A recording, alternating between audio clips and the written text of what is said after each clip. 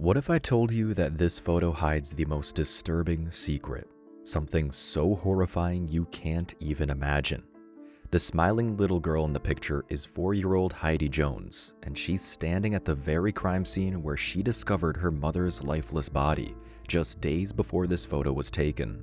If you look closely, you can still see traces of blood on the floor. The real nightmare was that the killer disappeared without a single trace. A few days later, when Heidi finds herself at her mother's funeral, looking at her mom lying in the coffin, in that moment, she makes a firm decision to devote her life to bringing her mother's killer to justice. He must pay for what he did. I remember looking in the casket and I thought she looked like Sleeping Beauty. It was really hard to see Loretta, and there's her daughter, Heidi, just crying, realizing that her mother is gone now. For more than 40 years, the circumstances surrounding Loretta Jones's murder remained a mystery. But as it turned out, the answer had been hidden within this very picture all along. I said, that doesn't happen except in the movies. She says, it was right there, plain view. Loretta writing the name of the killer in blood.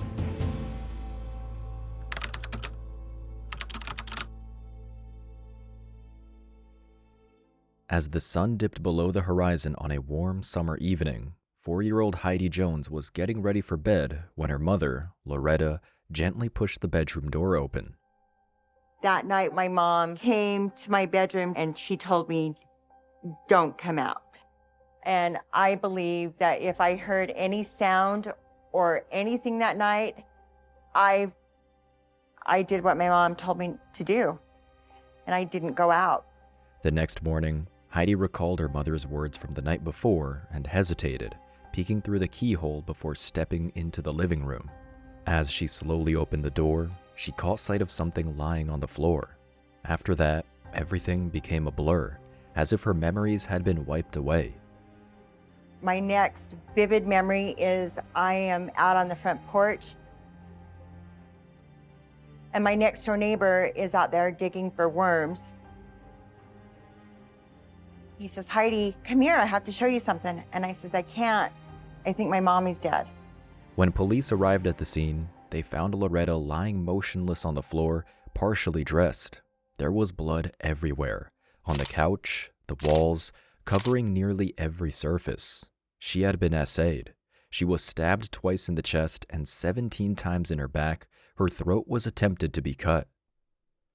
The investigation didn't reveal any forced entry, any real signs of tremendous struggle.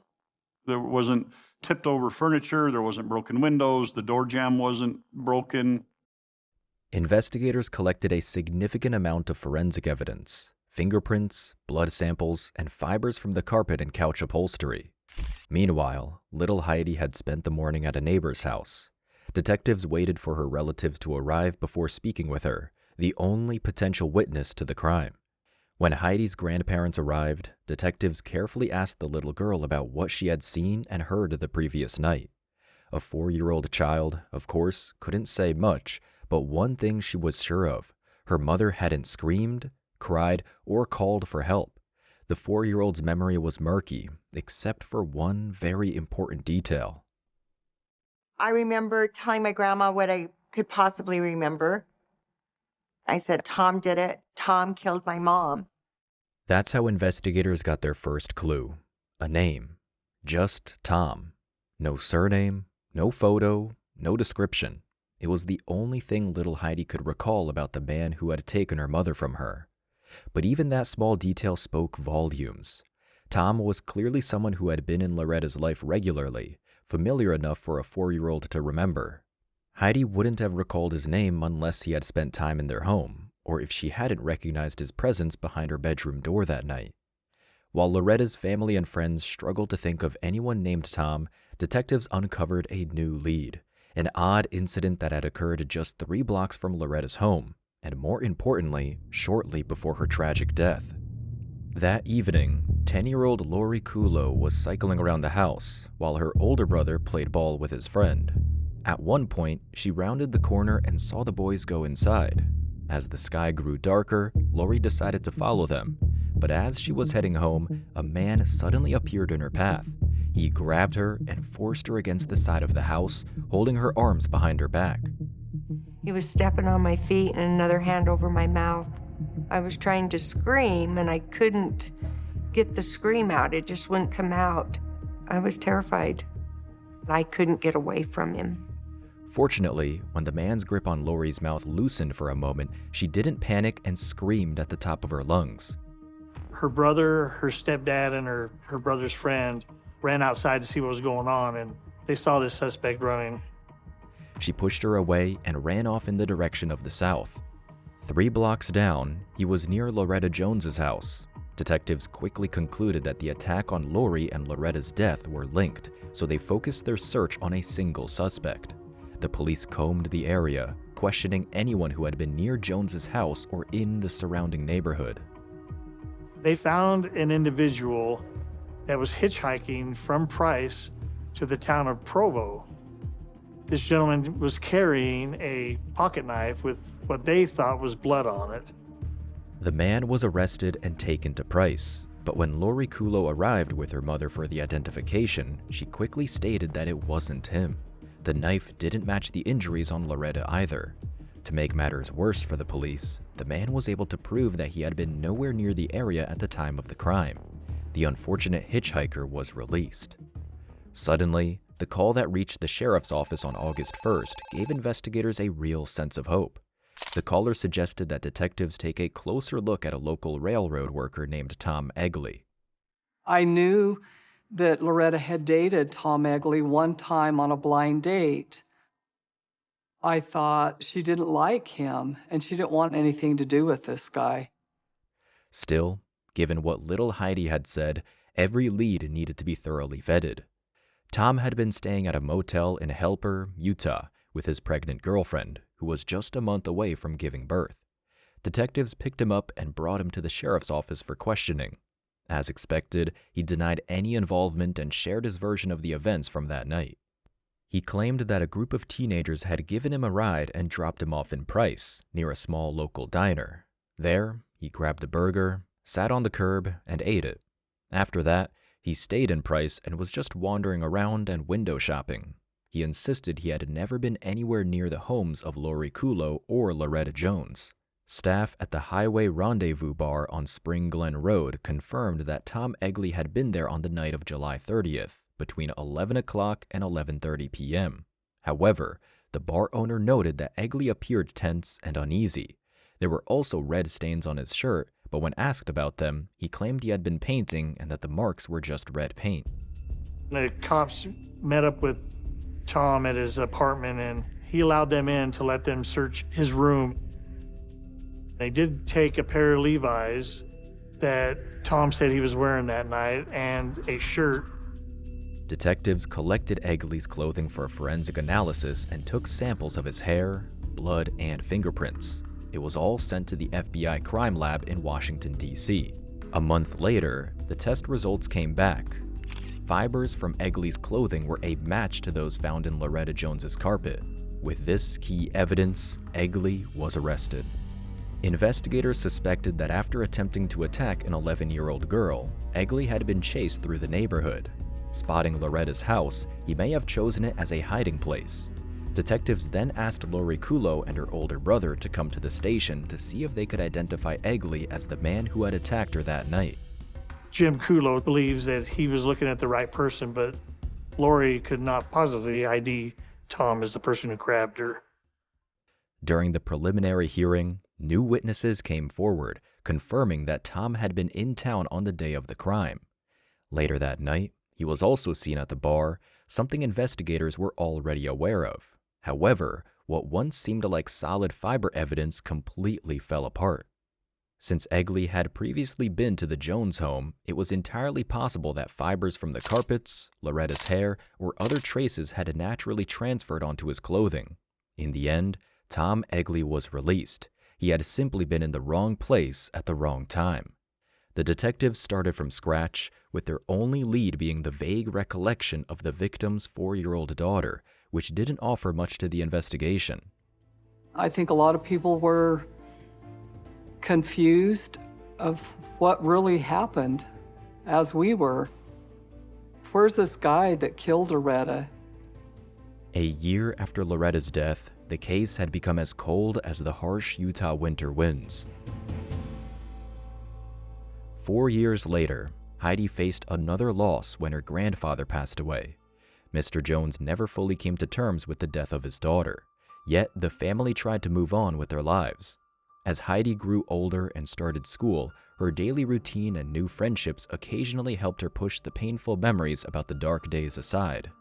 But those days were real, and they still hurt. Whenever Heidi tried to talk to her grandmother about her mother, Mrs. Jones would only cry. By that point, the elderly woman had reached a place where she just wanted Loretta to rest in peace, but Heidi wasn't willing to let her mother's case fade into the past. In 1989, young Heidi Jones launched a personal campaign, writing letters to various officials in a desperate attempt to seek justice. I wrote to Price City Police Chief. I wrote to Carbon County Sheriff's Office. I wrote to the FBI. But it seemed like the more that I pressed for information on my mom's case, I started hitting brick wall after brick wall. I was getting nowhere. At some point, she gathered all her notes and letters, tucked them away in a folder, and set them aside, hoping to return to them someday. I know that my mom would have gone to great lengths to do whatever she needed to do for me, and she proved that the night she was murdered. How could I just let that go? My mom was my hero that night. I owed it to her. I owed it to her to do something about this. Over time, Heidi returned to Utah, but once again, her efforts to solve the mystery of her mother's death failed one after another. Every conversation with authorities led to the same response. We've done everything we can. There are no more leads. Then, unexpectedly, an unpleasant incident ended up giving her the breakthrough she had been waiting for. Over the 4th of July weekend in 2009, Heidi's car was stolen. Frustrated, she posted about it on Facebook, where an old high school acquaintance, David Brewer, replied, "Wish I were closer, I'd help." Heidi remembered David from high school. He was a year ahead of her. As they talked about her stolen car, she learned that he now worked for the Carbon County Sheriff's Office in Price, Utah. That detail immediately caught her attention. Years ago, it was the same office that had handled her mother's case. Without hesitation, Heidi called David and shared her mother's story. After meeting her in person, David agreed to help and start searching the archives for any case files. But it was quickly discovered that there was no case file and there was no box of evidence. They were thrown away or missing. While searching the forensic office, Detective Brewer finally came across something, a set of documents from the original case, including a detailed autopsy report. They did have a very good detailed medical examiner's report. It was discovered that a vaginal swab had been done and there was semen present on it. And with today's standards, of course, in DNA, I thought I could have this guy in 10 minutes if I just had that swab. But there was one major problem. The evidence was missing. It wasn't the result of anything sinister or mysterious, just years of negligence and indifference from law enforcement. Determined to uncover the truth, David published a newspaper article, hoping the public might help fill in the missing pieces.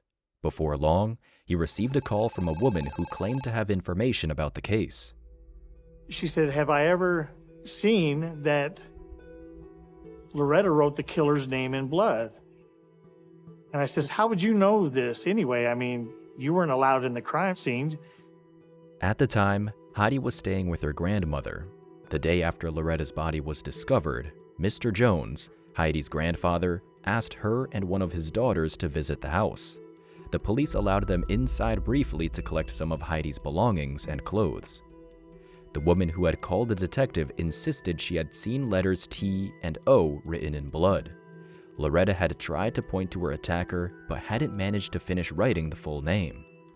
Brewer and his team worked tirelessly to track down the photo in the archives, and eventually, they found it. When they opened the envelope containing the photograph, they realized the woman had been telling the truth. Wow, that is heavy-duty stuff. So I get goosebumps right now thinking about that. The letters T and O were easily identifiable, without a doubt. These were not some random smudges of blood from a finger. We pulled the photo up, blew it up, and there it was. Definite T and an O written in blood. Brewer started speaking with all the witnesses who had testified in the 1970 Tom Egley case, including one who hadn't spoken before. It was Marcia Hidalgo, who had been Egley's girlfriend at the time. All I was ever told, this girl that he had been going with before I got there had been stabbed 14 times. What do you remember about that night? You know, I was pregnant. I waited up for him, he didn't come. It was late. Tom had come home around 3 a.m. I was kind of ticked, you know. Where were you at? He's like, oh, I'm here now. And then he went in and he took a bath in his clothes. He bathed in his clothes. He bathed in his clothes. After Tom Egley took a bath, he stripped off his clothes, placed them in a bag, and the following day took them to the laundromat where a trash barrel was. He threw the bag inside. Brewer asked Marcia Hidalgo if she had told the police what she had just shared with him. She confirmed that she had. David could tell she was not being dishonest. At the time, she was pregnant with Egley's child, but that wasn't an issue for the investigation. It was more about her own conscience. Brewer now faced the difficult task of telling Tom Egley that the pieces of the story he had gathered all pointed directly to him.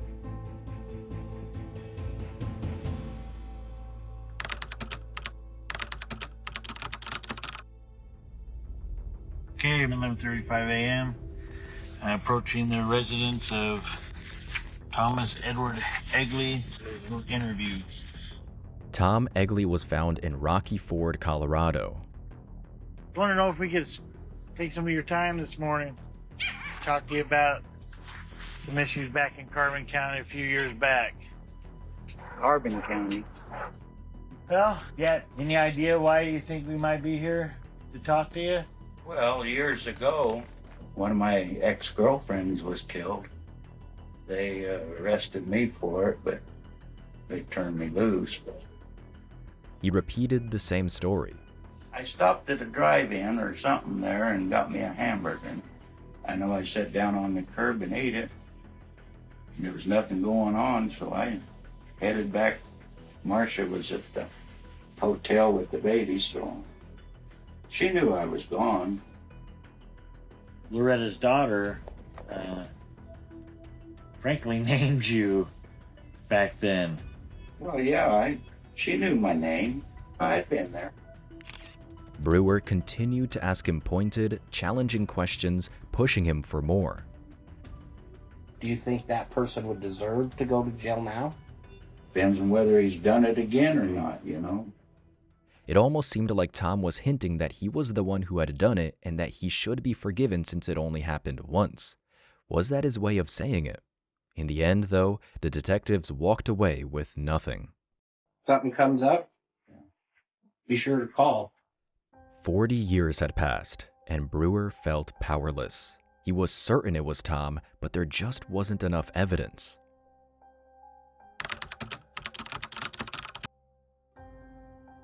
In 2016, Brewer presented Loretta's case at a regional cold case seminar.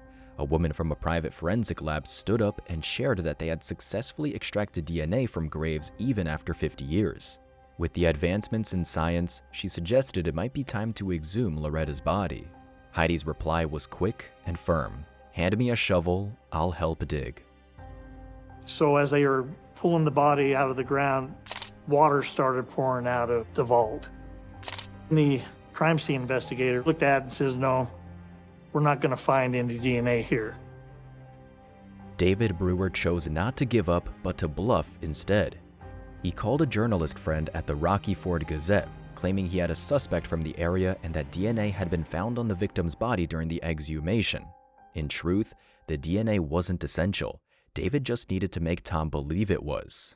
This strategy led to an unexpected call. Lisa Carter reached out to him. I knew Tom Egley well. He was my neighbor, and he was a friend of my dad's. The woman was certain Tom was responsible for Loretta's death, But suspicions alone didn't carry any weight in the investigation. Then, Lisa offered something truly valuable. It was like a gift from above. She was willing to do whatever it took, even going undercover. Of course, such a move required approval from the higher-ups, so Brewer's partner took care of that and came back with the green light. Their only instruction: don't return without a confession. Lisa's husband, a police officer, was away for a few days on a training session, and Tom knew that. This gave them the perfect foundation for their plan. Can I smoke in here, Tom? Sure. Lisa went to Tom with the idea of convincing him she was planning to betray her husband. I'm sick. If I was here, I'm done. She told him her husband had been training in Utah, during which Loretta Jones's case and Tom's possible involvement was a topic of discussion. More importantly, she made it clear that Tom was not just a past suspect, but was currently under suspicion. I said I've known Tom 20 plus years. He said, Tom's kind of in a bad spot. And I said, what do they have? Said that they still had the swabs from the night of the killing that the people from the autopsy took. Well, I don't know how they could have DNA. Lisa also explained that, as a friend of her late father, she felt it was her duty to protect him, believing her father would have wanted her to help him, even though he had passed away. And how far did Loretta live from the sandwich place? Not very far, I don't think. Lisa continued to play her part, carefully drawing Tom into a small confession. He confessed that he had been nearby, knocked on Loretta's door, and she had let him in. Okay. And the door closed, and then what? What would you think happened? If you had to guess, what would you think happened? I was turned down for sex. Okay. And that made you feel how? Like Tom went on to explain that Loretta had gone to the kitchen, stepped outside, and shut the door behind her. And when she come back, I stabbed her. He said that at that point, Loretta was still alive but struggling to breathe. Tom then claimed that he SA'd her, thinking it was consensual. Lisa, who had been controlling her emotions until then, suddenly shouted, "Tom, you stabbed her. How could that have been consensual?" Tom replied calmly, "She never told me no." So you remember having sex with her, and then what? I lost it. I cut her throat and I left. Detective Brewer now had a legally obtained confession from the perpetrator, but Lisa took it a step further. She persuaded Tom that it was in both his and his family's best interest to bring this matter to a close. While the audio recording was valuable, she explained that without a voluntary confession, they would have to go through long, numerous hearings and proceedings. Lisa wanted to protect Loretta Jones's family from having to endure all of that. Tom Egley agreed to talk to Brewer, but on one condition: the police could not arrest him during the meeting. It's been 46 years, so I'm scared every time somebody shows up at my door. It's a hard thing to look over your shoulder that long. Yeah. It is. It really is. Out of the blue, Tom started speaking. We had sex. There was no rape involved. Okay.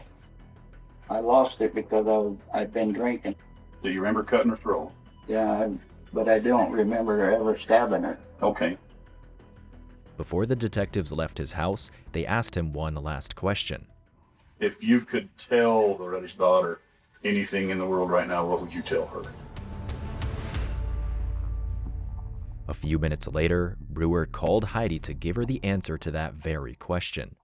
Tom had told him to pass along that he was truly sorry for taking her mother's life. Detective David Brewer kept his word. Tom Egley was arrested by local police once the investigation team returned to Utah. He agreed to admit his guilt in the case of Loretta Jones. Tom Egley was given a sentence of 10 life terms, the maximum punishment possible in 1970.